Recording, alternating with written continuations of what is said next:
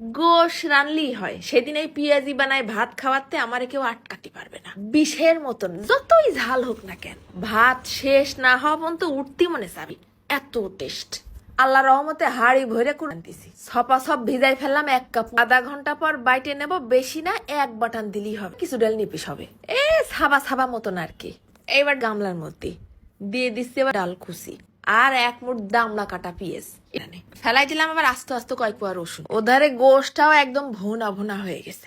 কোন রকম হাড় চর্বি ছাড়া মশলা সহ নিয়ে আসলাম, সব সহ নিয়ে এসে ঢেলে দেবো ডালের উপর। গোশটা কিন্তু একদম নরম তুলতুলে হয়ে গেছে। হাত দিয়ে আবার সিগুই সিগুই নিতে হবে না। চামচের 1 চামচ ফেলাই দিলাম চাইলের গুঁড়ো আর 1 চামচ কর্ন, আবার খানিকটা শুকনো ঝালের গুঁড়ো। যত মাখাবা দিলাম 1 চামচ নুন, 1 চামচ হলদির গুঁড়ো আর 1 চামচ। ঝালটা একটু কম কম মনে হয়েছিল তাই আরো খানিকটা মেরে দিছি। শেষমেশ দিয়ে দিলাম 1 চামচের মতন বেকিং পাউডার। এই দোকানের মতন টেস্ট বানায় কারো সামনে দিলে সবাই ভাববে যে বাইরে থেকে কিনে নিয়ে আইসো।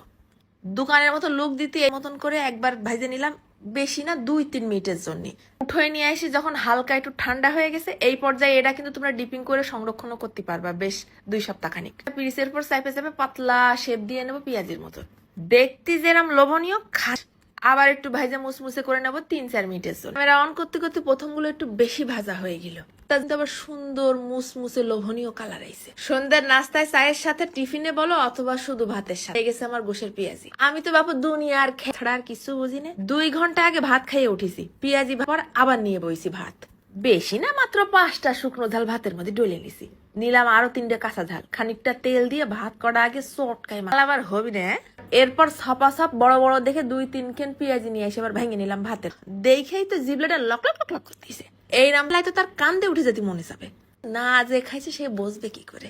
আর গোশের একটা ফেলেবার আসতেছে, আবার জীবনের অর্ধেক স্বাদই তো থালে করে খালি চাবাতি মনে চাচ্ছে, আর ঝাল হয়েছে সেই আকারে জিবলে পুড়ে যাওয়ার মতন। তাই কি জিবলের হবে না? তাহলে আর কি, গোশ রানলি এবার তো এরম পটাপট বানায় খেয়ে নে চলে যাচ্ছে। ধন্যবাদ।